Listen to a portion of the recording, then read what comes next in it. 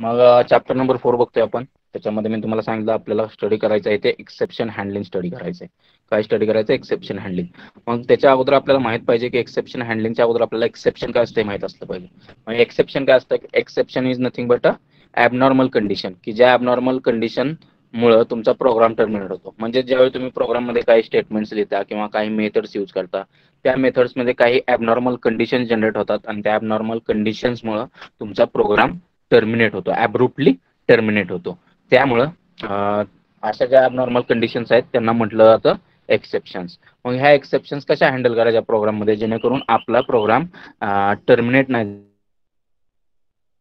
Abnormal कंडिशनमुळे आपला programme ॲब्रुप्टली किंवा ॲबनॉर्मली terminate नाही पाहिजे. त्यासाठी आपण एक्सेप्शन हँडलिंग कसं यूज करायचं किंवा जावा तुम्हाला एक्सेप्शन हँडलिंग मेकॅनिझम कशा पद्धतीने प्रोव्हाइड करतं, की जे एक्सेप्शन हँडलिंग मेकॅनिझम यूज करून तुम्ही काय करू शकता, तुमच्या प्रोग्राममध्ये ज्या ॲबनॉर्मल कंडिशन जनरेट होणार आहेत त्या हँडल करू शकता. बरोबर. जसं की बाकीच्या प्रोग्रामिंग लँग्वेज तुम्ही कन्सिडर करा, C++ असेल, तिथं तुम्हाला proper exception handling mechanism provide केलेलं नाहीये. त्यामुळे त्या प्रोग्रामिंग लँग्वेजमध्ये तुम्हाला ज्या ॲबनॉर्मल कंडिशन्स जनरेट होणार आहेत प्रोग्राममध्ये त्या अगोदरच तुम्हाला चेक कराव्या लागतात. जसं की एक तुम्हाला ॲबनॉर्मल कंडिशनचं एक्झाम्पल मी डिफाईन केलेला आहे, त्याला 10 व्हॅल्यू असाइन केलेली आहे. इंटिजर बी हा एक व्हेरिएबल डिफाईन केलेला आहे, त्याला व्हॅल्यू 0 असाइन केलेली आहे. आणि ए डिवायडेड बाय बी हा रिझल्ट मी कम्प्युट करण्याचा प्रयत्न करतोय, म्हणजेच 10 डिवायडेड बाय 0. म्हणजेच हा जो कंडिशन जनरेट होणार आहे की कोणत्याही नंबरला 0 न डिवाइड करणं, तर ह्या कंडिशनला म्हटलं जातं ॲबनॉर्मल कंडिशन किंवा एक्सेप्शन म्हटलं जातं. आणि ह्या एक्सेप्शनला नाव आहे डिवाइड बाय 0 एक्सेप्शन. जावामध्ये एक्सेप्शन हँडलिंग मेकॅनिझममुळं ही एक्सेप्शन्स तुम्ही हँडल करू शकता प्रॉपरली. आणि बाकीच्या प्रोग्रामिंग लँग्वेजेसमध्ये मात्र हा नंबरला तुम्ही 0 डिवाइड करण्याचा प्रयत्न केला तर तुमचा प्रोग्राम टर्मिनेट होणार आहे विथ सम एरर. बरोबर आहे. तुमचा प्रोग्राम का तर कोणत्याही नंबरला 0 डिवाइड करू शकत नाही. आणि त्यामुळे असा ज्यावेळी इनपुट प्रोव्हाइड केला जाईल किंवा अशी कंडिशन ज्यावेळी जनरेट होईल तुमच्या प्रोग्राममध्ये की ज्याच्यामध्ये कोणत्याही नंबरला 0 डिवाइड करण्याचा प्रयत्न केला जाईल, त्यावेळी एक्सेप्शन रेज केली जाईल किंवा एक्सेप्शन जनरेट होईल किंवा ॲबनॉर्मल कंडिशन जनरेट होईल. आणि C++ प्रोग्रामिंग लँग्वेजमध्ये प्रॉपर एक्सेप्शन हँडलिंग मेकॅनिझम नसल्यामुळं प्रोग्रामरला रिस्पॉन्सिबिलिटी असेल की अशा ज्या ॲबनॉर्मल कंडिशन्स प्रोग्राममध्ये जनरेट होणार आहे त्यामुळे आपला प्रोग्राम ॲब्रुप्टली किंवा ॲबनॉर्मली टर्मिनेट नाही झाला पाहिजे. मग त्यासाठी काय करतील C++ प्रोग्रामिंग लँग्वेजमध्ये प्रोग्रामर्स, तर ते ऑलरेडी चेक करतील की डिवाइडंड 0 आहे का. म्हणजेच ज्यावेळी इनपुट नंबर ज्यावेळी युजरकडून नंबर ऍक्सेप्ट केले जातील ए आणि बीच्या व्हॅल्यू, लेटेस्ट से युजरकडून ऍक्सेप्ट करतोय ए आणि बीच्या व्हॅल्यू आणि ए डिवायडेड बाय बीचा रिझल्ट आपण कम्प्युट करतोय, त्या केसमध्ये ज्यावेळी युजर बीची व्हॅल्यू एंटर करेल ॲज अ 0 त्यावेळी प्रोग्राममध्ये C++ सारख्या प्रोग्राममध्ये चेक करावं लागेल की जो डिवायडंड, बरोबर आहे, डिवायडंड आहे म्हणजे जो बी आहे तो एंटर केलेला 0 तर नाही ना. तो 0 एंटर केला असेल तर तुम्ही एक्सप्लिसिटली युजरला सांगितलं पाहिजे की 0 डिवायडंड इज नॉट अलाउड. बरोबर. म्हणजे जो काही बी असेल त्याची व्हॅल्यू 0 ही अलाउड नाहीये. हे तुम्हाला एक्सप्लिसिटली तुम्हाला प्रोग्राममध्ये चेक करून सांगावं लागेल युजरला, की मेसेज प्रिंट करून सांगावं लागेल की तुम्ही बी हा जो एंटर केलेला आहे त्याची व्हॅल्यू 0 आहे आणि डिवायडंड हा 0 असता कामा नये. हे तुम्हाला एक्सप्लिसिटली मेसेज प्रिंट करून तुम्हाला सांगावं लागेल युजरला. बरोबर.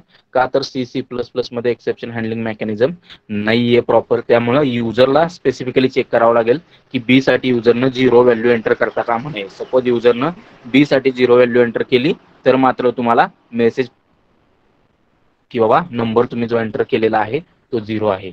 जो तुम्ही नंबर एंटर केलेला आहे डिवायडंडसाठी तो 0 आहे आणि तो 0 तुम्ही एंटर करता कामा नये. 0 is not allowed because dividend should not be 0 हे तुम्हाला मेसेज प्रिंट करून सांगावं लागेल. जावामध्ये मात्र ज्यावेळी तुम्ही एखाद्या नंबरला 0 नी डिवाइड करता त्यावेळी जावा रन टाइम एन्व्हायरमेंट किंवा जावा तुमच्यासाठी ती एक्सेप्शन जी ॲबनॉर्मल कंडिशन जनरेट होते ती हँडल करते आणि तुमच्यासाठी मेसेज प्रिंट करते की divide by 0 something like that तुमच्यासाठी मेसेज प्रिंट केला जाईल. बरोबर. म्हणजे जावा तुम्हाला एक्सेप्शन हँडलिंग मेकॅनिझम प्रोव्हाइड करतं आणि त्या एक्सेप्शन हँडलिंग मेकॅनिझम थ्रू तुम्ही काय करू शकता, तुमचा प्रोग्राम गार्ड करू शकता ॲबनॉर्मल कंडिशन्स ज्या जनरेट होणार प्रोग्राममध्ये त्यांच्यापासून आणि तुमचा प्रोग्राम जो टर्मिनेट होणार आहे ॲब्रुप्टली किंवा ॲबनॉर्मली तुमचा प्रोग्राम जो टर्मिनेट होणार आहे तो तुम्ही काय करू शकता, प्रॉपरली हँडल एक्सेप्शन करून अवॉइड करू शकता. प्रॉपर एक्सेप्शन हँडलिंग मेकॅनिझम जावा प्रोव्हाइड करतं, बरोबर. मग जावामध्ये एक्सेप्शन हँडलिंग मेकॅनिझम कसं प्रोव्हाइड करतं जावा, ते आपल्याला सगळं बघायचंय. आणि एक्सेप्शन कशात जनरेट होतात किंवा ॲबनॉर्मल कंडिशन्स थ्रू एक्सेप्शन कशा रेज होतात, आणि त्या एक्सेप्शन्स कशा आपण जावामध्ये कॅच करणार आहे, आणि त्या एक्सेप्शन्स कॅच करून आपण कशा पद्धतीने त्या एक्सेप्शन हँडल करणार आहे, की जेणेकरून आपला प्रोग्राम ॲब्रुप्टली किंवा ॲबनॉर्मली टर्मिनेट नाही झाला पाहिजे. ओके. मग बघा, exception is an abnormal condition that arises when executing a program. बरोबर आहे. ज्यावेळी प्रोग्राम एक्झिक्यूट होतो त्यावेळी ज्या काय ॲबनॉर्मल कंडिशन्स प्रोग्राममध्ये जनरेट होतात, जसं की आता आपण ए डिवायडेड बाय बी म्हटलं आणि बी ची व्हॅल्यू 0 होती, ही ॲबनॉर्मल कंडिशन होती. का तर कोणत्याही नंबरला 0 कम्प्युट डिवाइड केल्यानंतर जी कंडिशन जनरेट होणार आहे, डेफिनेटली हा रिझल्ट आपण कॅल्क्युलेट करू शकणार नाही. त्यामुळे जी कंडिशन जनरेट होणार आहे ती असणार आहे ॲबनॉर्मल कंडिशन. मग अशा ज्या ॲबनॉर्मल कंडिशन्स तुमच्या प्रोग्राममध्ये ज्यावेळी प्रोग्राम एक्झिक्युशनमध्ये असेल त्यावेळी ज्यावेळी जनरेट होतात त्यांना म्हटलं जातं एक्सेप्शन्स, बरोबर. मग बघा, in languages that do not support exception handling, errors must be checked and handheld manually, usually through the use of error codes, बरोबर. म्हणजेच जसं आता मी डिस्कस केलं, C++ प्रोग्रामिंग लँग्वेज तुम्हाला एक्सेप्शन हँडलिंग मेकॅनिझम प्रोव्हाइड करत नाहीत. त्यामुळे काय होतं की ज्या काय होणार आहेत किंवा ज्या काय ॲबनॉर्मल कंडिशन्स प्रोग्राममध्ये जनरेट होणार आहेत ते प्रोग्रामरला अगोदर चेक करावं लागतील, बरोबर. जसं की आता मी म्हटलं की युजरनं जो बी ची व्हॅल्यू एंटर केली आहे ते अगोदर आपल्याला चेक करावं लागेल. ती जर व्हॅल्यू 0 असेल तर आपल्याला मेसेज प्रिंट करून युजरला सांगायला लागेल की बी ची व्हॅल्यू 0 अलाव नाहीये प्रोग्राममध्ये, का तर बी हा डिवायडंड आहे आणि डिवायडंडची व्हॅल्यू 0 नसावी, बरोबर. हे आपल्याला C++ मध्ये सांगावं लागेल. पण जावामध्ये मात्र प्रॉपर एक्सेप्शन हँडलिंग मेकॅनिझम असल्यामुळे आपल्याला डिवायडंड जरी 0 एंटर केला तर आपण एक्सेप्शन हँडलिंग थ्रू तो प्रॉपरली हँडल करू शकतो. एक्सेप्शन किंवा ते abnormal condition properly exception handling मेकॅनिझममुळे आपण हँडल करू शकतो. मग बघा, इन कॉन्ट्रास्ट जावा. मग जावा बघा, म्हणजे जसं C++ मध्ये एक्सेप्शन हँडलिंग मेकॅनिझम नसल्यामुळे काय प्रॉब्लेम येतो, प्रोग्रामरला ॲबनॉर्मल कंडिशन्स अगोदर चेक करावं लागतात. पण जावामध्ये तसं काही नाही. मग जावामध्ये काय बघा, provide systematic mechanism to signal, detect and handle errors. मग ज्या काही एक्सेप्शन्स किंवा ॲबनॉर्मल कंडिशन्स, बरोबर, किंवा त्याला आपण एरर म्हणूयात, बरोबर, ज्या प्रोग्राममध्ये ॲबनॉर्मल कंडिशन्स किंवा एक्सेप्शन्स रेज होणार आहेत त्या डिटेक्ट करण्यासाठीच जावामध्ये मेकॅनिझम आहे. त्या सिग्नल करून डिटेक्ट केल्या जाऊ शकतात एक्सेप्शन्स, आणि त्या प्रॉपरली हँडल करण्यासाठीचं मेकॅनिझम पण जावा तुम्हाला प्रोव्हाइड करतात.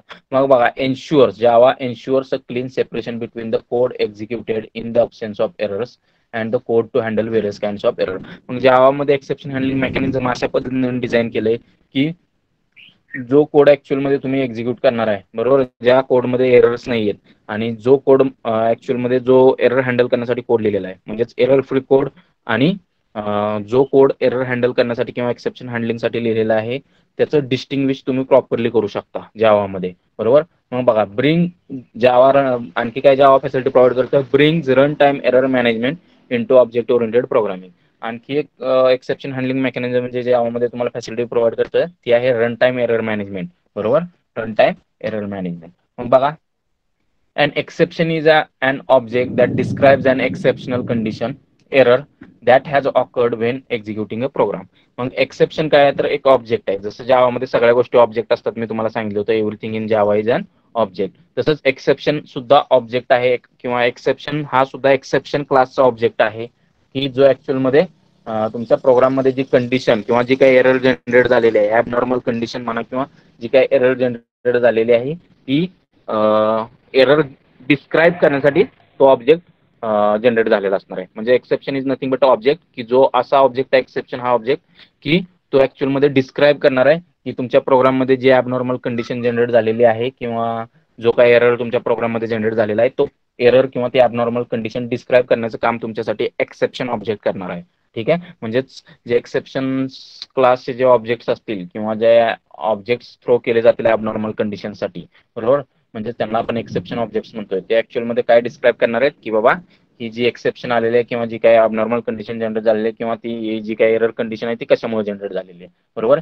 मग exception handling involves the following. मग एक्सेप्शन हँडलिंग मेकॅनिझम जावामध्ये कोणकोणत्या गोष्टी येतात, when an error occurs an object exception representing this error is created, बरोबर आहे. म्हणजे तुमच्या प्रोग्राममध्ये ज्यावेळी एरर ऑकर होती त्यावेळी ती एरर डिस्क्राईब करण्यासाठी किंवा ती एरर रिप्रेझेंट करण्यासाठी काय केला जातो, एक्सेप्शन ऑब्जेक्ट क्रिएट केला जातो and thrown in the method that caused it. आणि जो एक्सेप्शन ऑब्जेक्ट म्हणजेच जो ऑब्जेक्ट क्रिएट झालेला आहे म्हणजे ॲबनॉर्मल कंडिशन किंवा एरर तुमच्या प्रोग्राममध्ये जी जनरेट झाली ती रिप्रेझेंट करण्यासाठी जावानं काय केलं तुमच्यासाठी एक एक्सेप्शन ऑब्जेक्ट क्रिएट केला आणि तो ऑब्जेक्ट थ्रो केला जाईल. थ्रो केला जाईल म्हणजेच काय, ज्या मेथडमध्ये तो जो काय ज्या मेथडमध्ये किंवा ज्या कोडमध्ये किंवा ज्या ब्लॉकमध्ये तो एरर जनरेट झालेला आहे त्या ब्लॉकमधून तो एक्सेप्शन ऑब्जेक्ट क्रिएट केला जाईल आणि हँडलिंगसाठी थ्रो केला जाईल. मग जावामध्ये हँडलिंग कसं केलं जातं तर युझिंग कॅच स्टेटमेंट, ते आपण बघणार आहे कसं हँडलिंग केलं जातं. तो जो ऑब्जेक्ट थ्रो केलेला आहे किंवा जो ऑब्जेक्ट जनरेट झालेला एक्सेप्शन ऑब्जेक्ट तो कसा हँडल करायचा ते आपण बघणार आहे डिटेलमध्ये. मग बघा सेकंड काय म्हणतात बघा, that method may choose to handle the exception itself or pass it on. म्हणजेच ती मेथड ज्या मेथडमध्ये ती एरर जनरेट झालेली आहे किंवा ॲबनॉर्मल कंडिशन जनरेट झालेली आहे किंवा एक्सेप्शन जनरेट झालेली आहे, ती मेथड स्वतः तो एक्सेप्शन हँडल करू शकते किंवा ती एक्सेप्शन पास करू शकते. ज्यानं ती मेथड इन्व्होक केलेली आहे त्या कॉलरला ती एक्सेप्शन हँडल करण्यासाठी पास करू शकते जावा. ठीक आहे. आणि तिसरा बघा काय म्हणतं, either way at some point exception is caught and processed. मग एका सर्टन पॉइंटला ती एक्सेप्शन काय केली जाईल, कॉट केली जाईल आणि प्रोसेस केली जाईल म्हणजेच हँडल केली जाईल. ठीक आहे, जेणेकरून आपला प्रोग्राम टर्मिनेट होणार नाही, ॲबनॉर्मली टर्मिनेट होणार नाही. ठीक आहे. मग बघा Wien and how it happens, मग हे कसं घडतं किंवा एक्सेप्शन ऑब्जेक्ट कधी थ्रो केला जातो आणि हे सगळं कसं घडतं ते बघायचं आपल्याला. बघा, an exception can occur for many different reasons, below are the some scenarios where exception occurs. म्हणजे एक्सेप्शन किंवा ॲबनॉर्मल कंडिशन्स कधी जनरेट होऊ शकतात, तर त्याचे काही एक्झाम्पल्स दिले तुमच्यासाठी. पहिलं बघा, user has entered invalid data. बरोबर आहे, म्हणजेच रिक्वायर्ड थिंग असेल बाबा, रिक्वायर्ड थिंग आहे डबल आणि तुम्ही एंटर करताय कॅरेक्टर.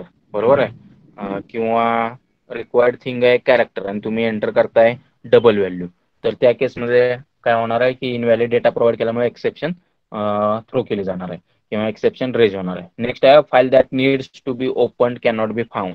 बरोबर आहे, एखादी फाईल तुमच्या प्रोग्राममध्ये तुम्ही ओपन करताय. बरोबर आहे, एखादी फाईल तुम्ही प्रोसेसिंगसाठी प्रोग्राममध्ये ओपन करताय आणि ती फाईल ऍक्च्युअलमध्ये तुमच्या सिस्टीमवर प्रेझेंट नाही.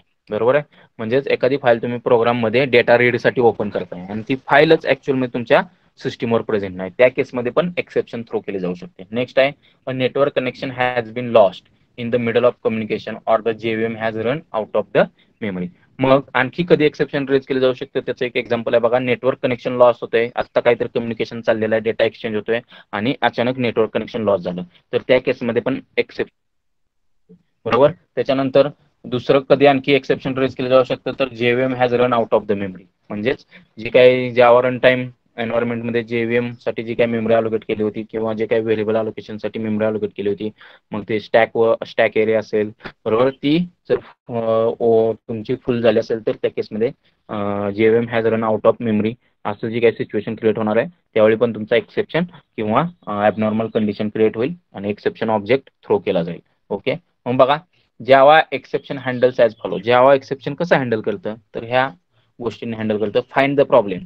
बरोबर आहे, म्हणजे सगळ्यात पहिली गोष्ट हिट द एक्सेप्शन, म्हणजेच असा कोड की जो ऍक्च्युअलमध्ये एक्सेप्शन किंवा त्या कोडमध्ये ॲबनॉर्मल कंडिशन जनरेट होऊ शकते असा कोड फाइंड करा. असा कोड फाइंड करा, फाइंड द प्रॉब्लेम. बरोबर, आणि तो कोड ट्राय ब्लॉक मध्ये लिहा. ट्राय ब्लॉक बघणार आहे आपण काय असतो. ट्राय ब्लॉक हा असा ब्लॉक असतो की जे स्टेटमेंट प्रोग्राममध्ये तुम्हाला वाटतात की ॲबनॉर्मल कंडिशन जनरेट करू शकतात असे स्टेटमेंट तुम्ही काय करू शकता, ट्राय ब्लॉक मध्ये लिहू शकता.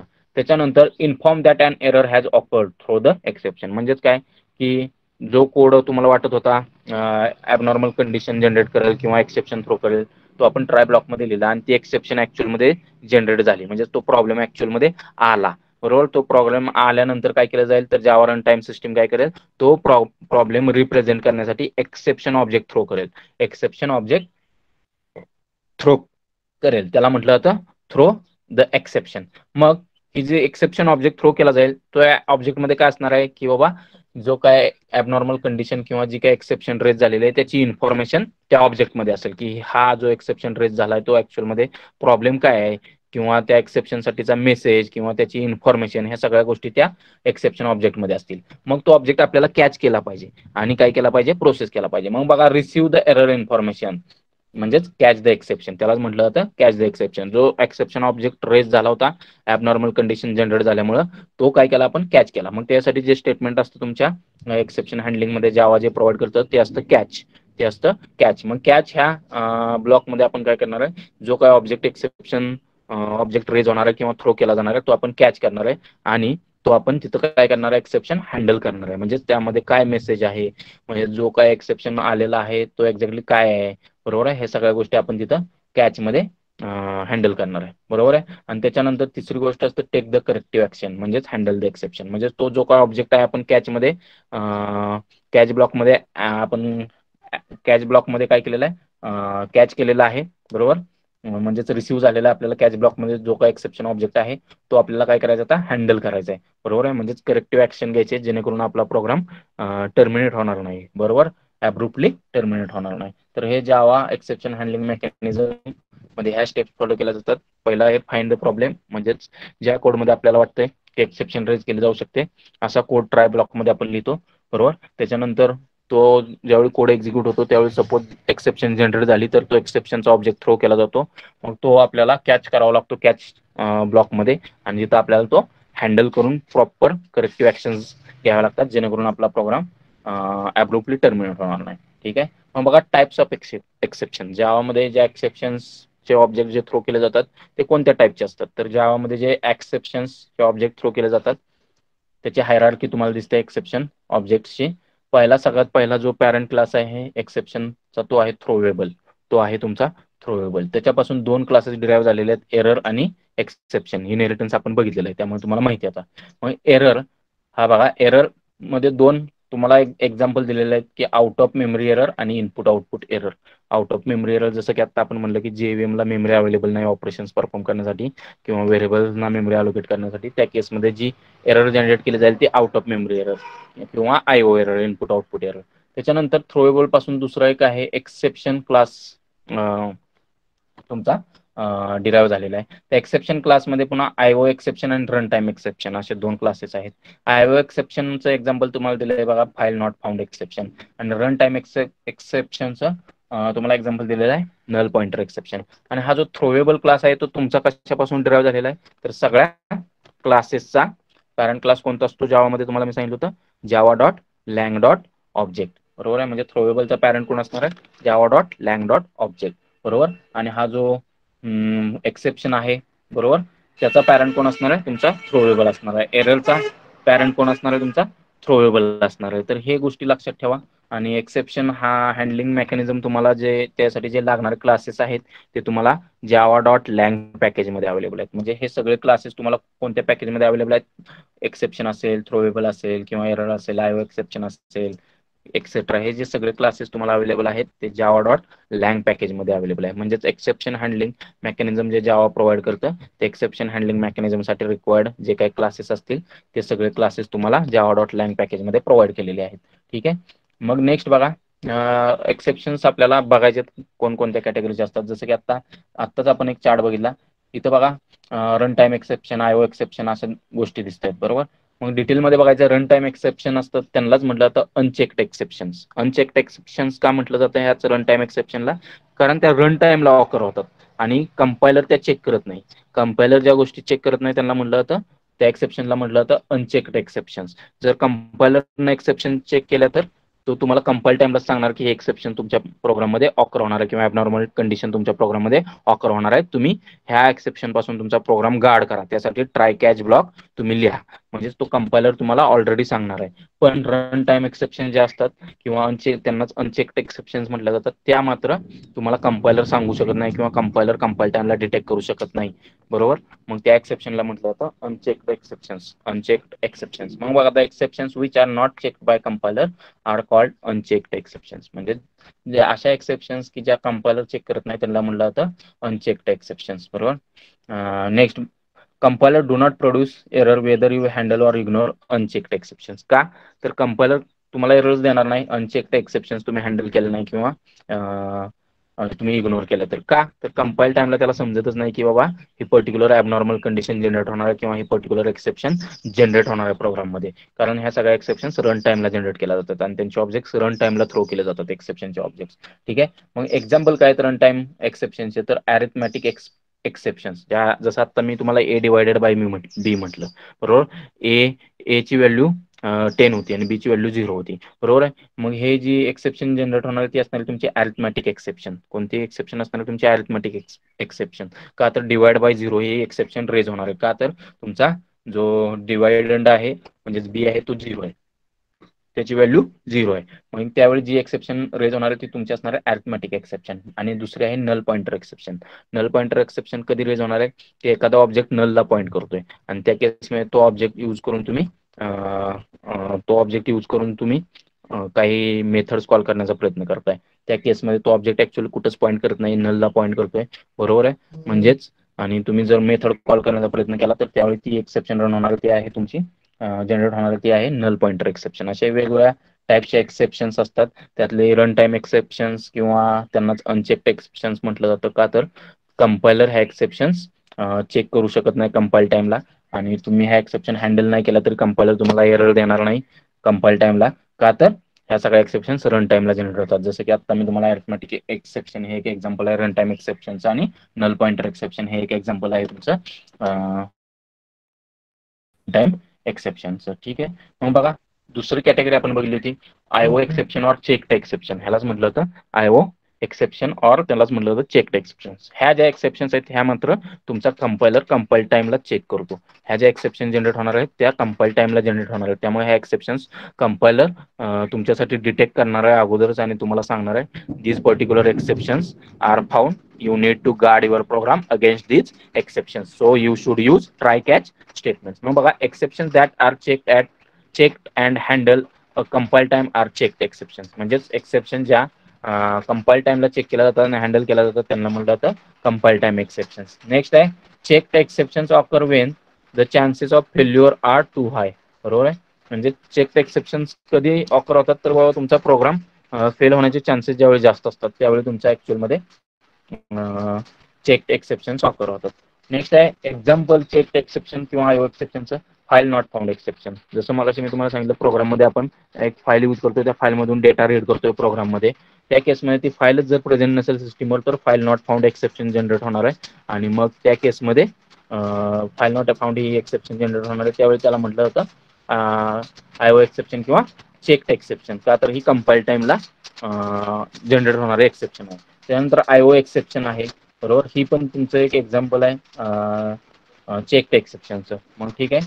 नेक्स्ट बघा मग एक्झाम्पल दिलेलं आहे अनकॉट एक्सेप्शनचं. म्हणजेच ही जी एक्सेप्शन जनरेट होणार आहे अरिथमेटिक एक्सेप्शन आहे मी आत्ताच तुम्हाला सांगितलं, पण ही जी एक्सेप्शन आहे ती अनकॉट आहे. म्हणजे ही एक्सेप्शन आपण प्रोसेस करत नाही, हँडल करत नाही, त्यामुळे ह्याला म्हटलंय अनकॉट एक्सेप्शन. आणि ह्याच्यामुळे काय होणार आहे तुमचा प्रोग्राम टर्मिनेट होणार आहे. बरोबर आहे. मग बघा क्लास अनकॉट लिहिलेला आहे, public static void main string ARGS RS लिहिलेला आहे, integer x is equal to 23 equal to 0 म्हटलेलं आहे, integer y is equal to 0 म्हटलेलं आहे. System dot out dot println x divided by म्हणजेच y 23 डिवायडेड बाय 0 काय होणार आहे. जसं मी मगाशी सांगितलं की एक्सेप्शन ऑब्जेक्ट क्रिएट केला जाणार आहे आणि तो थ्रो केला जाणार आहे. म्हणजेच हा प्रोग्राम तुम्ही रन करण्याचा प्रयत्न केला तर मात्र काय होणार आहे, तर तुमचा प्रोग्राम हा टर्मिनेट होणार आहे. का तर तुमच्या प्रोग्राममध्ये एक्सेप्शन रेज झालेले आहे आणि ते एक्सेप्शन हँडल करण्यासाठी तुम्ही प्रोग्राममध्ये कोड लिहिलेला नाहीये.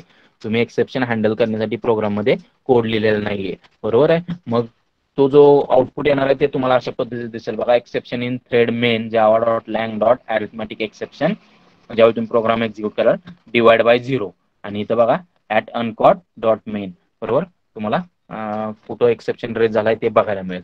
म्हणजेच हा जर एक्सेप्शन आपण हँडल केला असता तर तुमचा प्रोग्राम टर्मिनेट प्रॉपरली झाला असता. म्हणजेच हा आता जो ॲबनॉर्मली टर्मिनेट होतोय तो ॲबनॉर्मली झाला नसता. मग मी तुम्हाला आता हीच एक्सेप्शन आहे ही कशी हँडल करायची जावामध्ये ते मी तुम्हाला दाखवतो ट्राय कॅच ब्लॉक वापरून. ठीक आहे. मग बघा कोड लिहितोय, नोटपॅड ओपन करतो तुमच्यासाठी,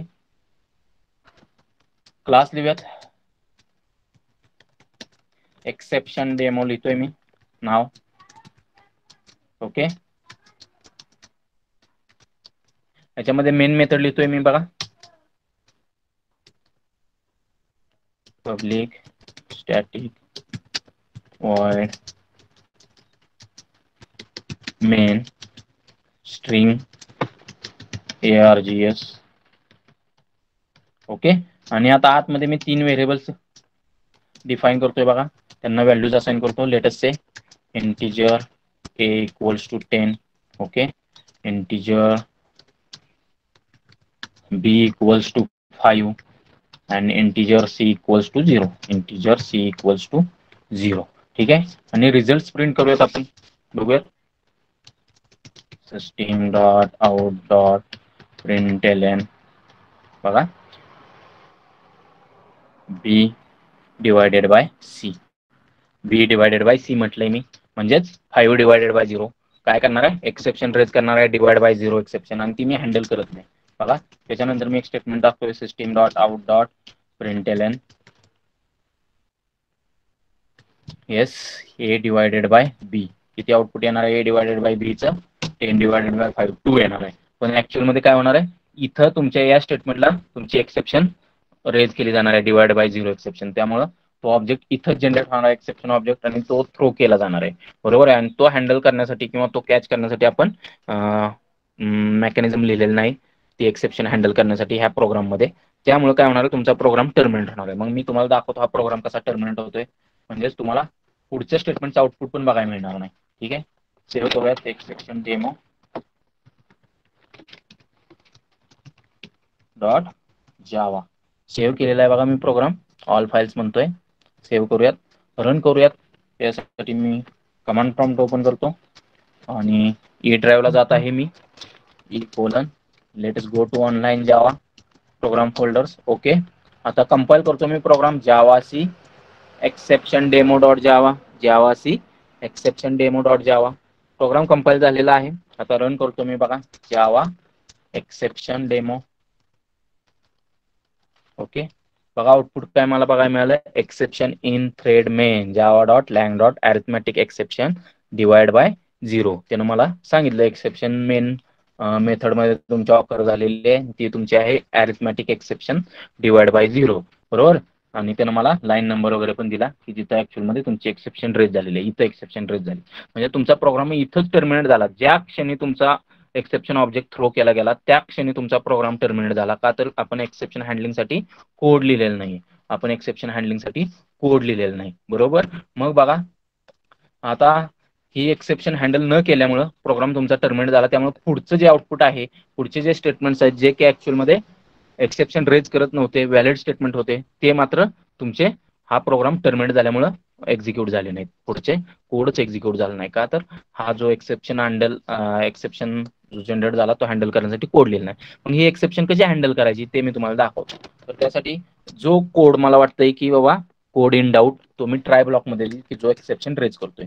आता मला माहिती आहे की डिवाइड बाय 0 हा एक्सेप्शन रेज होतोय, म्हणजे हा लाईन आहे तो ऍक्च्युअल मध्ये सस्पिशियस आहे, किंवा हा जो लाईन आहे तो मला माहिती आहे की ॲबनॉर्मल कंडिशन जनरेट करू शकतो. म्हणून मी तो ट्राय ब्लॉक मध्ये लिहिला. त्याच्यानंतर आता ऍक्च्युअल मध्ये एक्सेप्शन ऑब्जेक्ट थ्रो केला जाणार आहे. तो एक्सेप्शन ऑब्जेक्ट कोणत्या क्लासचा थ्रो केला जाणार आहे तुमच्या, तर Java dot lang dot arithmetic exception. कोणत्या, Java dot lang dot arithmetic exception. मी बघा काय म्हणतो, कॅच मला ऑब्जेक्ट कॅच करावा लागेल. जो ऑब्जेक्ट थ्रो केला जाईल एक्सेप्शन तो असणार आहे अरिथमेटिक एक्सेप्शन टाईपचा. तो कोणत्या टाईपचा असणार आहे, अरिथमेटिक एक्सेप्शन टाईपचा. मग मी इथं तो ऑब्जेक्ट लिहितोय बघा, अरिथमेटिक एक्सेप्शन. अरिथमेटिकचं स्पेलिंग मला चेक करू द्यात. येस, ME आहे अरिथमेटिक एक्सेप्शन बरोबर. हा ऑब्जेक्ट मला कॅच करावा लागेल. मग मी कॅच ब्लॉक मध्ये बघा तो ऑब्जेक्ट कॅच करतोय अरिथमेटिक एक्सेप्शन, आणि त्या ऑब्जेक्टला ई नाव देतोय. आणि बघा आता हा जो ऑब्जेक्ट आहे ह्या ऑब्जेक्टमध्ये काय असतं मी सांगितलं होतं तुम्हाला, एक्सेप्शनची इन्फॉर्मेशन. म्हणजेच हा जो एक्सेप्शन जनरेट झालेला एक्सेप्शन ऑब्जेक्ट थ्रो केलेला आहे अरिथमेटिक एक्सेप्शन, त्याची इन्फॉर्मेशन ह्या ऑब्जेक्टमध्ये असणार आहे. बरोबर, जो ऑब्जेक्ट ऍक्च्युअल मध्ये थ्रो केला जातो तो आपण कॅच केलाय कॅच ब्लॉक मध्ये. मग ती इन्फॉर्मेशन काय आहे ते आपल्याला प्रिंट करूयात. मग आपल्याला समजेल की एक्झॅक्टली काय प्रॉब्लेम आलेला आहे प्रोग्राम मध्ये बरोबर आहे, की ज्याच्यामुळे ही ॲबनॉर्मल कंडिशन किंवा एक्सेप्शन थ्रो झालेले आहे. मग system dot out dot println yes, आपण तो ऑब्जेक्ट प्रिंट करूयात. पहिल्यांदा मी तुम्हाला एक एक स्टेप दाखवतो, ऑब्जेक्ट प्रिंट करून दाखवतो. ठीक आहे, ऑब्जेक्ट प्रिंट केल्यावर मला काय मेसेज बघायला मिळतोय ते बघूयात आता.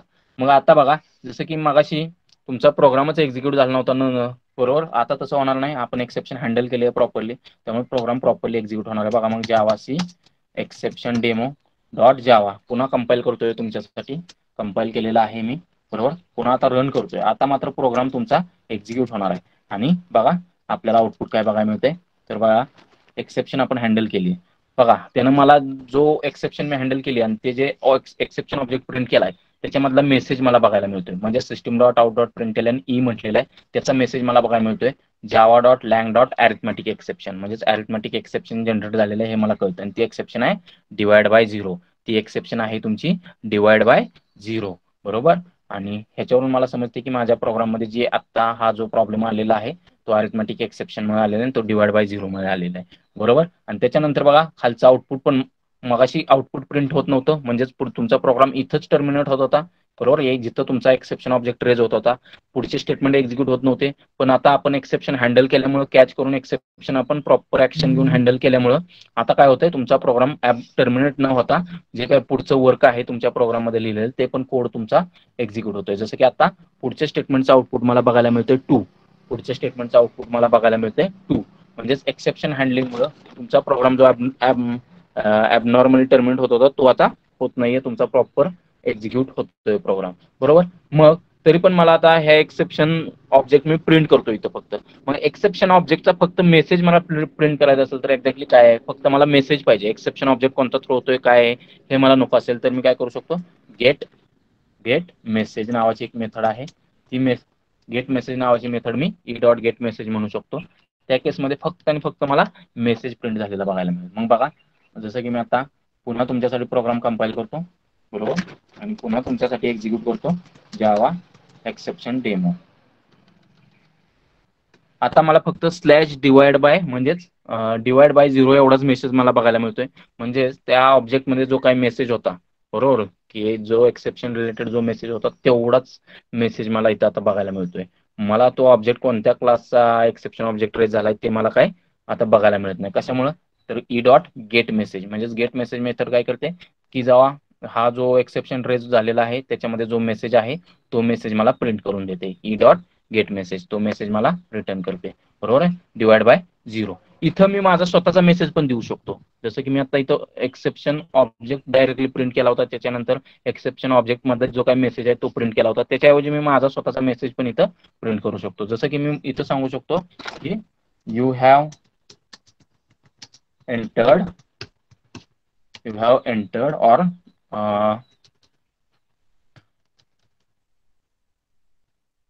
dividend is 0, बरोबर. It should not be 0, बरोबर. डिवाइडंड इज, बरोबर, डिवाइडंड इज 0, बरोबर आहे का. डिवायझर का डिवाइडंड म्हटलं जातं त्याला, बरोबर, काय असेल ते, ठीक आहे.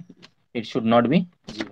हा मी माझा कस्टम मेसेज पण प्रिंट करू शकतो, जेणेकरून प्रोग्राम हा जो एक्सेप्शन रेज झालाय ते प्रॉपर मला समजेल की कशामुळे रेज झालेला आहे, बरोबर आहे. म्हणजे प्रॉपर मेसेज पण मी प्रिंट करू शकतो की हा ऍक्च्युअल मध्ये जो काय एक्सेप्शन रेज झालाय तो कशामुळे झालाय, तर dividend is 0, it should not be 0. म्हणजे हा जो एक्सेप्शन रेज झालेला आहे तो ऍक्च्युअल मध्ये डिवाइडंड 0 असल्यामुळे रेज झालाय हे मला या मेसेजवरून समजू शकतो. अशा पद्धतीने मी जावामध्ये एक्सेप्शन हँडलिंग करू शकतो. मग बघा, जसं की आता ट्राय आणि कॅच हे आपण ब्लॉक्स बघितले. ट्राय ब्लॉकमध्ये आपण असा कोड लिहितो की जो कोड आपल्याला वाटतं की ज्या कोड थ्रू ॲबनॉर्मल कंडिशन्स किंवा एक्सेप्शन्स थ्रो केल्या जाऊ शकतात तो आपण ट्राय ब्लॉकमध्ये लिहितो.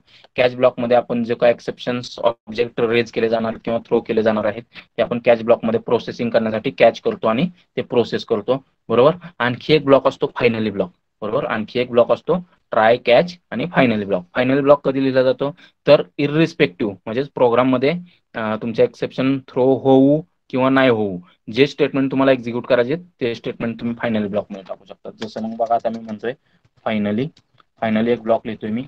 ट्राय कॅच नंतर बघा सिक्वेन्स काय आहे, try catch system dot out dot println, okay. Finally block is used to execute statements whether exception is raised or not. म्हणजेच फायनली ब्लॉक हा असा ब्लॉक आहे की ज्या ब्लॉकमध्ये असे स्टेटमेंट आपण लिहिणार आहेत की जे स्टेटमेंट तुम्हाला एक्झिक्यूट करायचे एनी हाव तुम्हाला ते स्टेटमेंट एक्झिक्यूट करायचे, जरी तुमच्या प्रोग्राममध्ये एक्सेप्शन थ्रो झाली तरी आणि नाही झाली तरी. म्हणजे फायनली हा ब्लॉक तुमच्या प्रोग्राममध्ये, फायनली ब्लॉकमध्ये जे पण स्टेटमेंट तुम्ही लिहिणार आहे ते स्टेटमेंट तुमचे एक्झिक्यूट केले जातील, जरी तुमच्या प्रोग्राममध्ये एक्सेप्शन थ्रो नाही झाली किंवा जनरेट नाही झाली तरी आणि एक्सेप्शन जनरेट झाली तरी पण. म्हणजेच एक्सेप्शन जनरेट झाली तरी आणि नाही झाली तरी जे स्टेटमेंट तुम्हाला एक्झिक्यूट करायचे असतील ते फायनल ब्लॉकमध्ये लिहिले जातात. मग मी हा तुम्हाला एक्झिक्यूट करून दाखवतो. बघा, कंपाइल करतोय जावासी CLS देन जावा, त्याच्यानंतर एक्सेप्शन डेमो. बघा, divide and is zero, it should not B zero. हा आपला मेसेज प्रिंट केलेला आपण एक्सेप्शन ऑब्जेक्ट कॅच करून एक कॅच ब्लॉकमध्ये हा मेसेज मी प्रिंट केला होता. त्याच्यानंतर बघा फायनली ब्लॉकमध्ये आपण एक स्टेटमेंट प्रिंट केलं होतं. Finally block is use to execute statements whether exception is raised or not. बरोबर, हा स्टेटमेंट प्रिंट झाला. म्हणजेच एक्सेप्शन थ्रो झाली तरी पण हा तुमचा काय केला जाईल, रेज केला जाईल किंवा एक्झिक्यूट केला जाईल तो ब्लॉक फायनली, आणि एक्सेप्शन जनरेट नाही झाली तरी पण तुमचा तो एक्झिक्यूट केला जाईल. ठीक आहे. आणि त्याच्यानंतर आपलं नेहमीप्रमाणे आउटपुट आलेलं आहे 2. ठीक आहे. तर ह्या अशा पद्धतीने एक्सेप्शन हँडलिंग तुमचं जावामध्ये ट्राय, कॅच आणि फायनली यूज करून केलं जातं. फायनली ब्लॉक कंपल्सरी नाहीये, फायनली ब्लॉक कंपल्सरी नाही तुम्हाला. तसंच कॅच, एखादी एक्सेप्शन तुम्ही सपोज लेटेस्ट से एखादी एक्सेप्शन आहे आणि ती रेज झाली तुमच्या एखाद्या मेथडमध्ये, जसं की आता मेन मेथडमध्ये ही एक्सेप्शन अरिथमेटिक एक्सेप्शन जनरेट होते या स्टेटमेंटमुळे.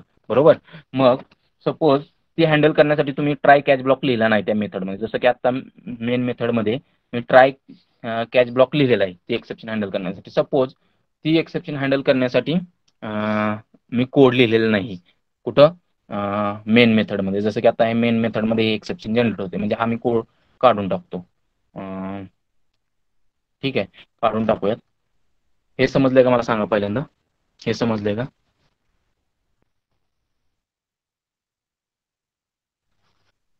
हे समजलंय का? ओके, मग मी ट्राय कॅच स्टेटमेंट काढून टाकतोय बघा. म्हणजे हे एक्सेप्शन मी आता हँडल करत नाहीये.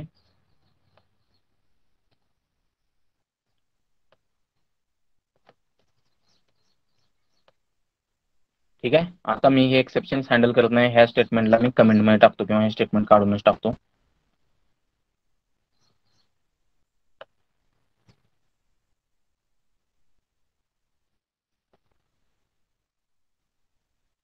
ठीक आहे, म्हणजेच आता आपल्याकडे कोणते स्टेटमेंट आहेत, नेहमीप्रमाणे एवढे स्टेटमेंट आहेत. बरोबर, आता मगाशी आपण बघितलं की आता ही एक्सेप्शन रेज होते, त्यामुळे काय होतंय, तुमचा प्रोग्राम टर्मिनेट होतो. म्हणून आपण मगाशी काय केलं होतं की इथं जी एक्सेप्शन रेज होते ते हँडल करण्यासाठी ट्राय कॅच ब्लॉक लिहिलं. त्या ट्राय ब्लॉकमध्ये आपण हे स्टेटमेंट टाकलं होतं, का तर हे एक्सेप्शन रेज करतोय.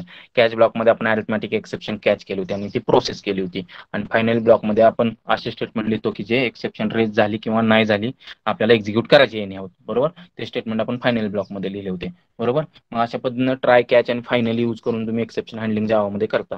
बरोबर, त्याच्यानंतर मी तुम्हाला काय सांगितलं होतं की फायनल ब्लॉक हा कंपल्सरी नाही आहे, फायनल ब्लॉक लिहा किंवा लिहू नका. तसंच ट्राय कॅच, सपोज आता जसं की मी सांगितलं हे एक्सेप्शन मी आता हँडलच करत नाही, मग हे एक्सेप्शन हँडल करत नाही त्या केसमध्ये मी काय करू शकतो की मला ही एक्सेप्शन जनरेट तर होते मला माहिती आहे, मग त्या केसमध्ये मी थ्रोज कीवर्ड वापरू शकतो. थ्रोज, की जेणेकरून ही मेन मेथड काय करू शकते, स्वतःला सेफगार्ड करू शकते जी एक्सेप्शन रेज होणार त्या एक्सेप्शन पासून. म्हणजे हे एक्सेप्शन जर मी हँडल करत नसू मेथडमध्ये, जर मी ती एक्सेप्शन हँडल करत नसेल मेथडमध्ये ट्राय कॅच ब्लॉक वापरून, तर मी काय करू शकतो त्या मेथडला ज्यावेळी आपण डिफाईन करतो किंवा मेथडच्या सिग्नेचरमध्ये थ्रोज कीवर्ड वापरू शकतो. थ्रोज, आणि ही मेथड कोणती एक्सेप्शन थ्रो करू शकते ते मी सांगू शकतो इथं. ही मेथड एक्सेप्शन थ्रो करते अरिथमेटिक एक्सेप्शन. बरोबर, हे असं केल्यामुळे काय होऊ शकतं की मेन मेथडचा कॉलर आहे, मेन मेथड कोण कॉल करतो आपल्याला माहिती आहे, जेव्हीएम कॉल करतो. बरोबर, जेव्हीएम कॉल करतो. जेव्हीएम काय करू शकतो, स्वतःला सेफगार्ड करू शकतो ह्या एक्सेप्शन पासून. म्हणजेच तो जेव्हीएम आहे ती काय करणार आहे, ह्या केसमध्ये जेव्हीएम कोण आहे, तुमच्या मेन मेथडचा कॉलर आहे, तो काय करू शकतो, ही एक्सेप्शन हँडल करू शकतो, अरिथमेटिक एक्सेप्शन. म्हणजेच ज्या मेथडमध्ये एक्सेप्शन रेज केली जाते त्या मेथडमध्ये जर तुम्ही एक्सेप्शन हँडल केली नाही तर त्या मेथडचा कॉलर किंवा त्या मेथडच्या सिग्नेचरमध्ये तुम्ही सांगू शकता ही मेथड कोणती एक्सेप्शन थ्रो करणार आहे. जसं की मी माझ्या केसमध्ये आता सांगतोय थ्रोज अरिथमेटिक एक्सेप्शन मेथडच्या सिग्नेचरमध्ये सांगतोय बरोबर की ती मेथड अरिथमेटिक एक्सेप्शन थ्रो करते, जेणेकरून त्या मेथडचा कॉलर काय करू शकतो, ह्या एक्सेप्शन पासून स्वतःला प्रोटेक्ट करू शकतो, किंवा तो कॉलर पुन्हा ही एक्सेप्शन हँडल करू शकतो. ही एक्सेप्शन कॉलर पुन्हा कॉल करू शकतो, म्हणजे ट्राय कॅच ब्लॉक लिहून पुन्हा तिथं तुम्ही हँडल करू शकता, किंवा ती मेथड पुन्हा स्वतः थ्रोज अरिथमेटिक एक्सेप्शन म्हणू शकते आणि ती मेथडचा जो कॉलर असेल तो मात्र ती एक्सेप्शन हँडल करेल. आता ह्या केसमध्ये आपल्यासाठी कॉलर कोण आहे, जेव्हीएम आहे, की जो ऍक्च्युअल मध्ये मेन मेथड कॉल करणार आहे आणि main method arithmetic exception throw करणार आहे. म्हणजे जेव्हीएम तुमच्यासाठी हे एक्सेप्शन आता काय करणार आहे, हँडल करणार आहे. मग बघूयात काय येते आउटपुट. बघा, javac exception demo dot Java compile केला तुमच्यासाठी. क्लिअर करतो स्क्रीन. कंपाईल झालेला आहे प्रोग्राम. रन करूयात. Java exception demo. बघा बरोबर, exception in thread main Java dot lang dot arithmetic exception slash divide by 0. म्हणजे ही एक्सेप्शन पुन्हा मेन मेथडने कुणाला थ्रो केली, तुमच्या जेव्हीएम ला, आणि जेव्हीएम मात्र ती एक्सेप्शन हँडल करू शकला नाही. बरोबर, ती एक्सेप्शन हँडल करू शकला नाही. मग हा सगळा कोड मी काय करतो बघा, एका वेगळ्या मेथड मध्ये लिहितो. बरोबर, कट. बरोबर, कट म्हणतो मी व्हाईट डिस्प्ले नावाची मेथड लिहितो मी, डिस्प्ले. आणि हा सगळा जो कोड होता तुम्ही त्या मेथड मध्ये लिहितोय बघा.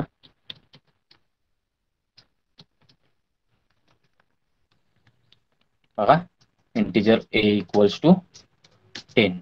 आणि हे जे थ्रोज अरिथमेटिक एक्सेप्शन होतं ना, अरिथमेटिकचं स्पेलिंग बरोबर लिहिलंय का मी, अरिथमेटिक एक्सेप्शन, ओके बरोबर आहे. हे मी काय करतो, या मेथड मध्ये लिहितो, throws arithmetic exception, sorry double झालं. बरोबर, त्यामुळे काय होणार, आणि ही ही जी डिस्प्ले मेथड आहे ती कॉल करतो मी, इथून कॉल करूया. मग ऑब्जेक्ट क्रिएट करावा लागेल क्लासचा. Exception demo OBJ equals to new exception demo. हे माहिती आहे तुम्हाला सगळ्यांना, ऑब्जेक्ट कसा क्रिएट करायचा आणि मेथड कशी कॉल करणार, ओबीजे डॉट डिस्प्ले. बरोबर, डिस्प्ले. आता बघा काय प्रॉब्लेम येतोय. ठीक आहे, कंपाईल करूयात. Javac exception demo dot Java compile झालेला आहे. बरोबर, आता जावा एक्सेप्शन डेमो म्हणतो मी. बघा, पुन्हा त्याला प्रॉब्लेम आलेला आहे. का तर ती एक्सेप्शन थ्रो करते ही मेथड, बरोबर, पण ते हँडल होत नाहीये. आणि हे एक्सेप्शन कुठं आलेले आहे तर डिस्प्लेमध्ये.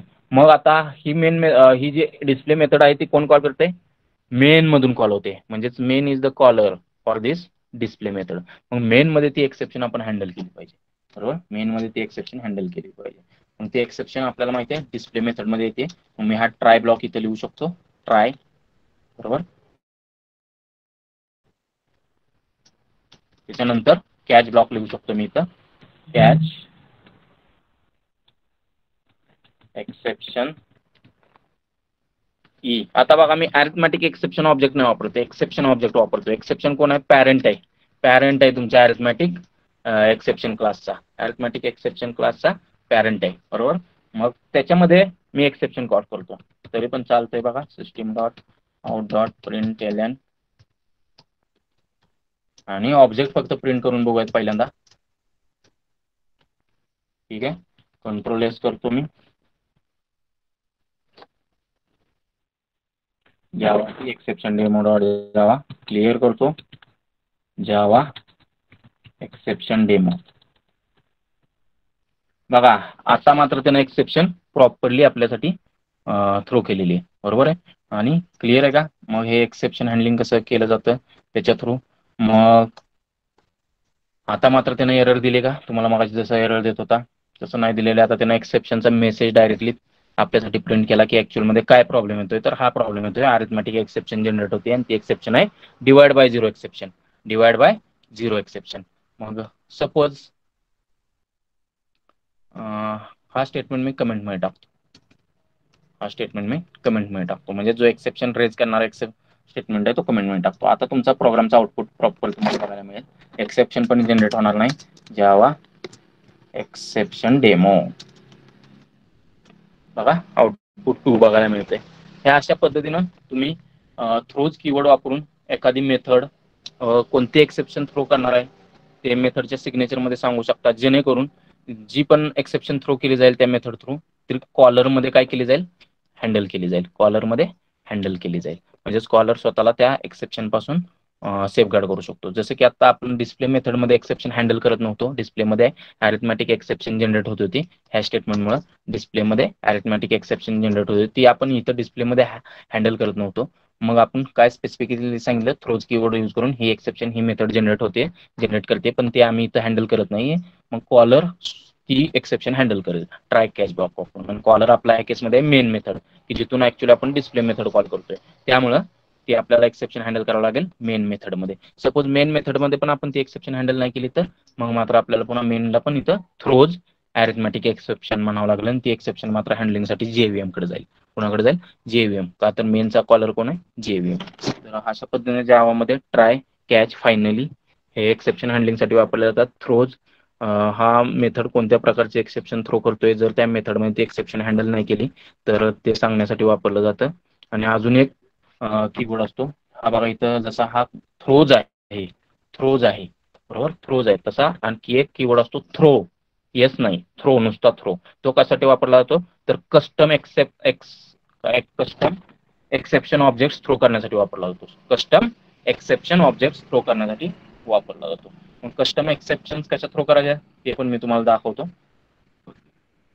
आणि त्या कशा हँडल करायच्या ते पण दाखवतो. तर हा सगळा कोड मी डिलीट करतो. बघा हा पण मी कोड सगळा डिलीट करतोय आणि ट्राय ब्लॉक लिहितो, फक्त ट्राय. आणि ह्याच्यामध्ये आपण काय करूयात, एक्सेप्शन थ्रो करूयात. थ्रो मग एक्सेप्शन काय असतो तर ऑब्जेक्ट ऑफ एक्सेप्शन क्लास आहे, आपल्याला माहिती आहे. थ्रो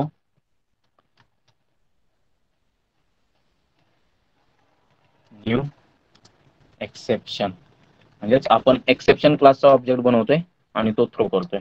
आणि याच्यामध्ये एखादा मेसेज प्रिंट करूयात, कस्टम, किंवा त्या एक्सेप्शनला मेसेज देऊयात कस्टम एक्सेप्शन.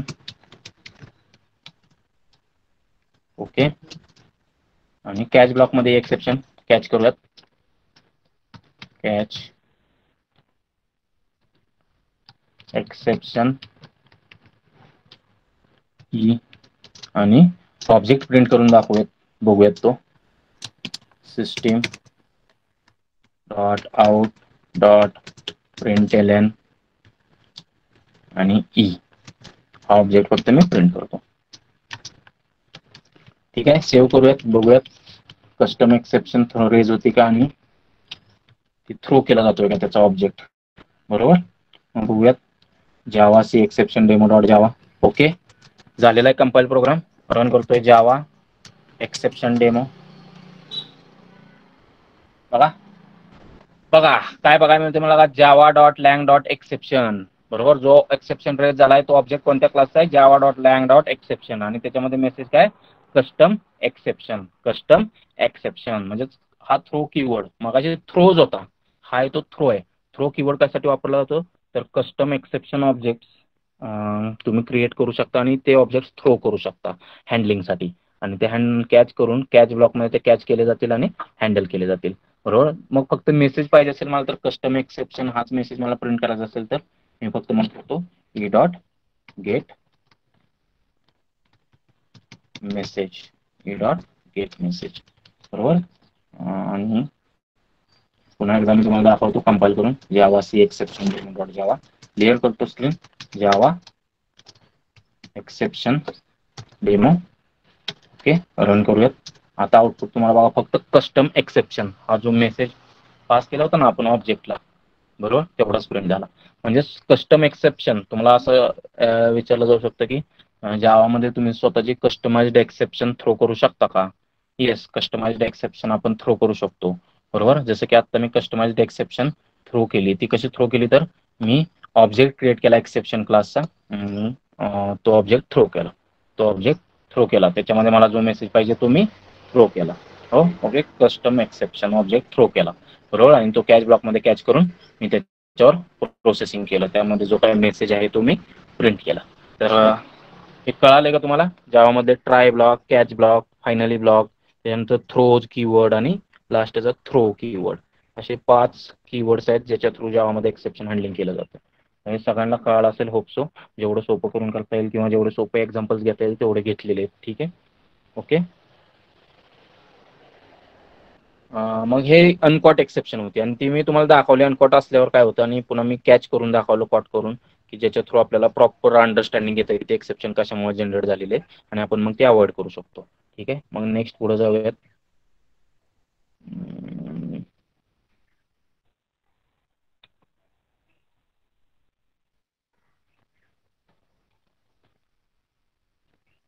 मग नेक्स्ट बघायचं व्हॉट इज एरर आणि टाइप्स ऑफ एरर बघायचे आपल्याला. व्हॉट इज एरर आणि टाइप्स ऑफ एरर बघायचे आपल्याला. ठीक आहे, मग बघा एरर काय बघा. Error are mistake that can make program go wrong. म्हणजेच मिस्टेक्स आहेत ज्याच्यामुळे तुमचा प्रोग्राम रॉंग काम करू शकतो. जसं बघा, errors may be logic or may be type mistake.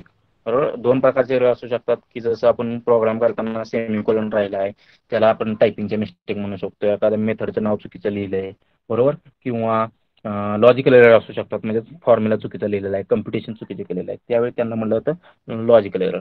अशा 2 प्रकारचे एरर असू शकतात, टायपिंग मिस्टेकमुळे आलेले आणि लॉजिकल एरर, बरोबर. आणि एरर मे प्रोड्यूस आणि इनकरेक्ट आउटपुट. म्हणजे एरर आल्यामुळे काय होऊ शकतं, इनकरेक्ट आउटपुट येऊ शकतं. फॉर्म्युला चुकला असेल तर इनकरेक्ट आउटपुट येऊ शकतं, बरोबर आहे. Or error terminates the execution of program abruptly. म्हणजेच काही एरर्स तुमचा प्रोग्राम पण ॲब्रुप्टली टर्मिनेट करू शकतात, बरोबर. मग error may cause the system to be crash. आणि काही एरर्स असे असतात की तुमची सिस्टीम पण क्रॅश करू शकतात. ठीक आहे, मग कंपाईल टाइमर आणि रन टाइम एरर असे 2 टाइप्स असतात एररचे, कंपाईल टाइम आणि रन टाइम. मग बघा, कंपाईल टाइम एरर काय असतात. All syntax error will be detected and displayed by Java compiler, and therefore these errors are known as compile time errors. The most common problems are. म्हणजे compile time error कोणते असतात, किंवा त्यांना syntax error आपण म्हणतो, की ज्या प्रोग्रामवर mistakes करतो आणि जे कंपायलर डिटेक्ट करू शकतो. जसं की सेमिकोलॉन राहिला आहे, मेथडचं नाव चुकलंय वगैरे एक्सेट्रा, किंवा व्हेरिएबल इनिशियलाइज केलं नाही आपल्याला, हे सगळ्या एरर्स आलेले आहेत, त्यांना म्हटलं जातं compile time errors.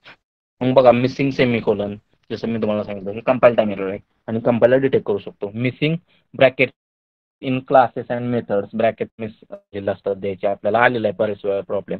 Miss spelling of identifiers and keyword, चुकीचे नाव लिहिली व्हेरिएबलची किंवा कीवर्डची, तरी पण एरर येऊ शकतो. Missing double quotes in string, स्ट्रिंगमध्ये डबल कोट्स मिसिंग असतील तरी पण तुम्हाला एरर येऊ शकते.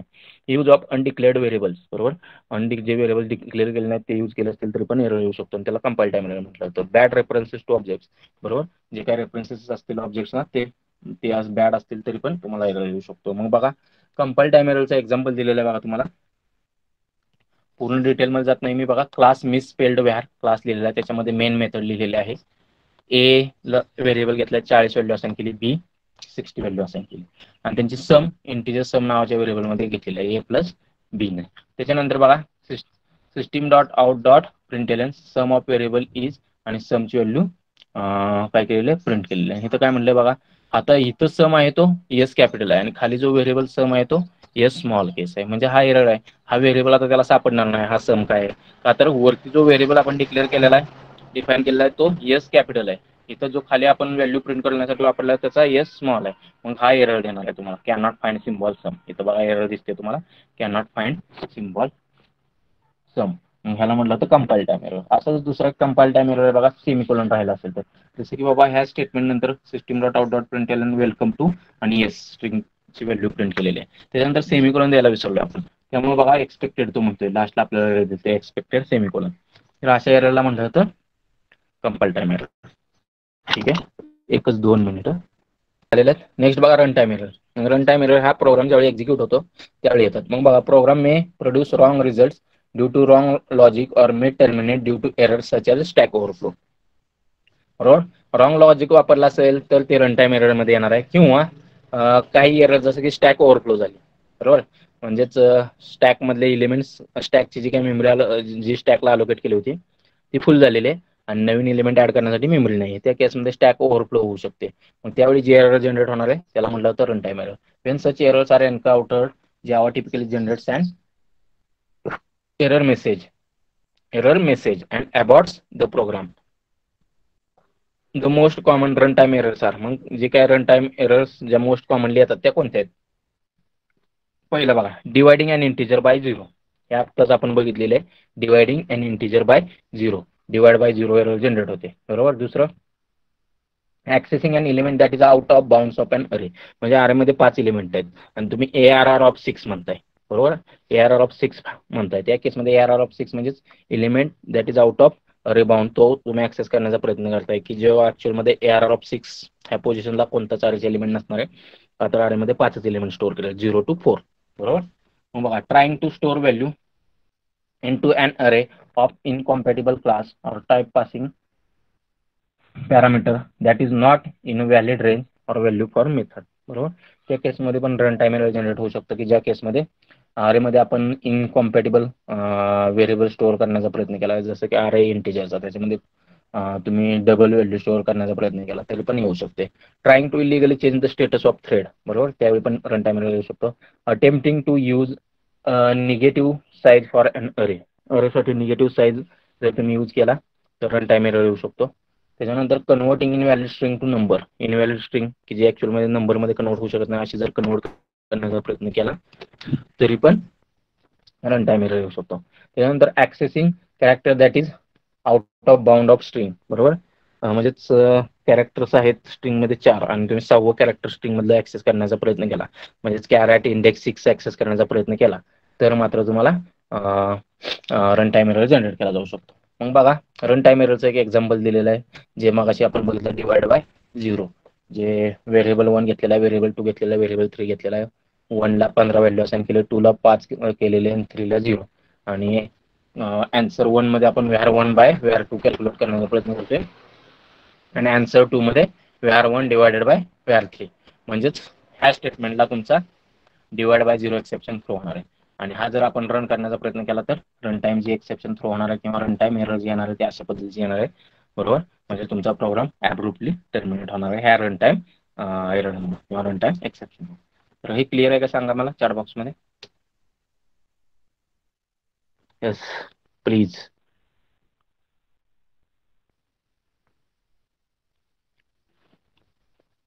ओके, ठीक आहे, पुढे जाऊयात.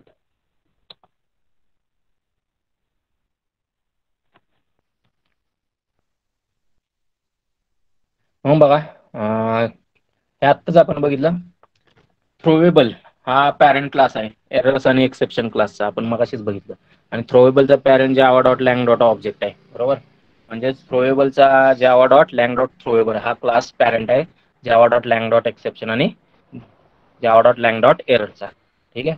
मग बघा, एरर आणि एक्सेप्शन मध्ये फरक काय आहे ते बघा. एरर्स बघा, it is impossible from errors. Error पासून रिकव्हर करणं इम्पॉसिबल आहे, म्हणजे तुमचा प्रोग्राम टर्मिनेट होणारच एरर आली तर. बरोबर. दुसरं, all are uncheck type of exception. म्हणजे ज्या एरर्स असतात त्या अनचेक टाईपच्या असतात. मग असे 2 बघितल्या टाईप्स आपण, चेक्ड आणि अनचेक. चेक्ड म्हणजेच कंपाईल टाइमला चेक करू शकतो, ते कंपाईल करू शकत नाही अशा एरर. बरोबर. दुसरा बघा, all error in Java are of type. जावामध्ये ज्या एरर्स आहेत त्या Java dot lang dot error टाईपचे आहेत. बरोबर. म्हणजेच त्या टाईपचे ऑब्जेक्ट्स आहेत, ज्या एरर्स असतील त्या सगळ्या एरर ऑब्जेक्ट्स ह्या Java dot lang dot error क्लासच्या ऑब्जेक्ट्स आहेत, हे लक्षात ठेवा. All errors in Java are of type Java dot lang dot error.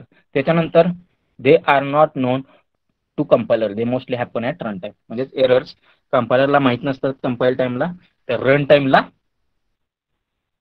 Generate होतात, त्यामुळे कंपायलरला कंपाईल टाईमला माहीत नसतात. ठीक आहे. Errors are caused by the environment in which application is running. आणि एरर्स ह्या एन्व्हायरमेंटमुळे कॉज होतात की ज्या एन्व्हायरमेंटमध्ये तुमचं ॲप्लिकेशन रन होत आहे. बरोबर. मग एक्झाम्पल बघा एररचं, स्टॅक ओव्हरफ्लो एरर आणि out of memory error. Stack overflow error म्हणजे स्टॅकमध्ये जे एलिमेंट्स किंवा स्टॅकला जी मेमरी अलोकेट केली होती ती फुल झालेली आहे आणि नवीन एलिमेंट तुम्ही त्याच्यामध्ये स्टोअर करू शकत नाही, त्यावेळी स्टॅक ओव्हरफ्लो एरर होणार आहे. आउट ऑफ मेमरी एरर म्हणजेच मेमरी अवेलेबल नसेल तर out of memory error throw होणार. तर रिकव्हरेबल नाही आहेत, म्हणजेच इम्पॉसिबल टू रिकव्हर आहेत, म्हणजेच ह्याच्यावर आपल्याकडे सोल्युशन नाही आहे. ठीक आहे. नेक्स्ट बघा, एक्सेप्शन. नेक्स्ट आहे एक्सेप्शन. एक्सेप्शन्स काय असतात मग बघा, it is possible to recover from exception. Exception पासून आपण रिकवर करू शकतो. बरोबर, महत्वाची गोष्ट. दुसरं, exception can be checked type और अनचेक टाईप. आपण मागाशीच बघितलं एक्सेप्शन दोन प्रकारचे असतात, चेक टाईप आणि अनचेक टाईप. चेक टाईप म्हणजेच कंपाईल टाईम आणि अनचेक टाईप म्हणजेच रन टाईम एक्सेप्शन. ठीक आहे. All exceptions are of type Java dot lang dot exception. म्हणजे जे पण एक्सेप्शन ऑब्जेक्ट थ्रो केले जातील तुमच्या प्रोग्राममध्ये ते सगळे Java dot lang dot exception क्लासचे ऑब्जेक्ट्स असतील. Okay. Checked exceptions are known to compiler whereas unchecked exceptions are not known to compiler. बरोबर, चेक्ड एक्सेप्शन्स कंपायलरला माहीत असतात, अनचेक्ड एक्सेप्शन माहीत नसतात. नेक्स्ट आहे exceptions are caused by the application. आणि जसं मग असं म्हटलं की एरर ह्या रन टाईम एन्व्हायरमेंट किंवा एन्व्हायरमेंट ज्या एन्व्हायरमेंटमध्ये ॲप्लिकेशन रन होतं त्याच्यामुळे येतात. एक्सेप्शन्स मात्र ॲप्लिकेशनमुळे जनरेट होतात. ठीक आहे.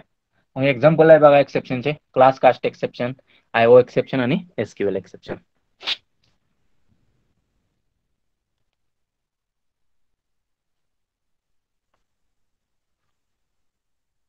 मग नेक्स्ट बघा, both Java dot lang dot error and Java dot lang dot exception classes are subclasses of Java dot lang dot throwable. हे लक्षात ठेवा. Java dot lang dot error आणि Java dot lang dot exception हे दोन्ही classes subclasses आहेत तुमच्या Java dot lang dot throwable क्लासचा.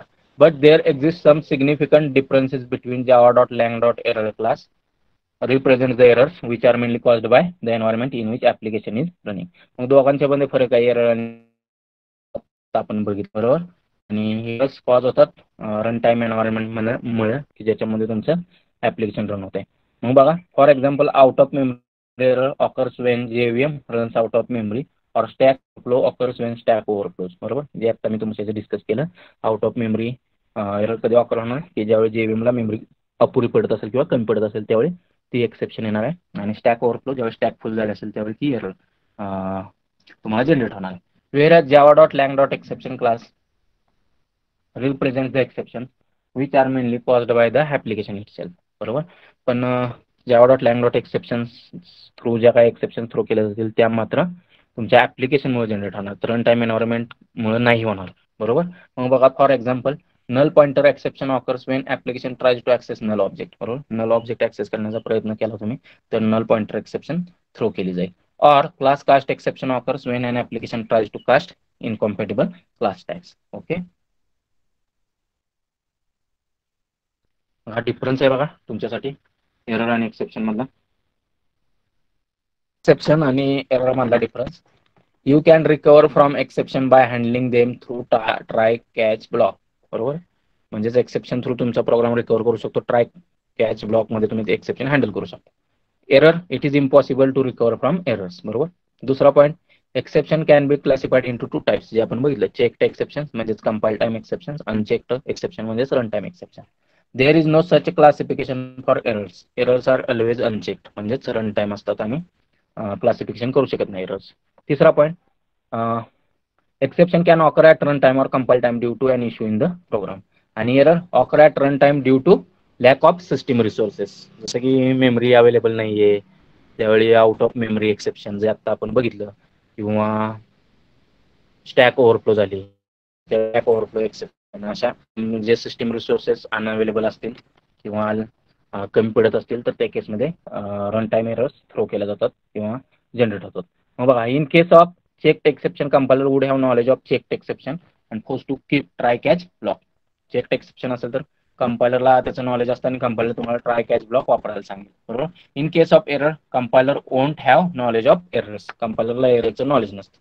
बरोबर. Exception in Java are of type Java dot lang dot exception आणि errors in Java are of type Java dot lang dot error. मग एक्सेप्शनचं example arithmetic exception आत्ताच आपण बघितले आणि एसक्यूएल एक्सेप्शन. आणि error out of memory error आणि stack overflow error हे आहे. तर एक्सेप्शन आणि एरर क्लिअर आहे का फरक?